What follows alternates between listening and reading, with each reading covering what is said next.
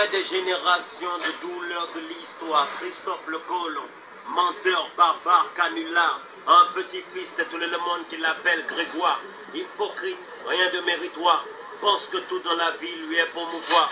Il rentre dans le bar, s'assoit au comptoir, commande un petit noir, sans laisser de pourboire. L'empire colonialiste, blasphématoire, a broyé dans sa mâchoire la mémoire de l'homme noir. L'histoire de mon peuple est cachée au Vatican dans un tiroir. L'école, l'immédiat, censure, tout ce qui est exitoire. La vérité gêne comme une maladie inflammatoire. L'homme blanc m'a tellement menti, j'ai du mal à croire que l'historien avait un sérieux trou noir au moment d'écrire l'histoire des Noirs. L'opinion publique a le droit de savoir, comme après le crash, je recherche la boîte noire. Les séquelles et les traumatismes ont creusé des trous noirs, je vois ceux qui ont la même couleur de peau que moi, sombrer dans la cistana, la frustration, la résignation. Puis certains de nos braves ont baissé les bras, vie de trafic et de petits business. Et pour Grégoire, la vie sera toujours peinard, convoitisée, pillée. L'Afrique est riche de façon notoire. Je suis venu au monde pauvre, pauvre, tellement pauvre, mais fier d'être noir. L'homme blanc a volé notre héritage, puis falsifié notre histoire, installé des vallées au pouvoir, divisé pour mieux régner, monter les uns contre les autres, vendre des armes à l'Afrique noire, regarder nos enfants devenir soldats, sans même lever le petit doigt. Ça se passe comme ça, partout il y a des noirs. Ils attisent des conflits, installent le désarroi.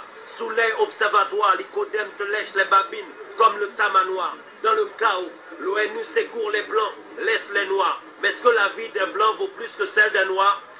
L'ONU secourt les blancs et laisse les noirs. Est-ce que la vie d'un blanc vaut plus que celle d'un noir? Le sang des Africains est rouge, ça il doit très bien le savoir. Regainez vos fusils, reprenez vos soldats. Au jour du jugement dernier, Dieu nous jugera. Boiteux, le juste milieu est borne. L'Occident meurt de l'obésité, l'Afrique meurt de malnutrition.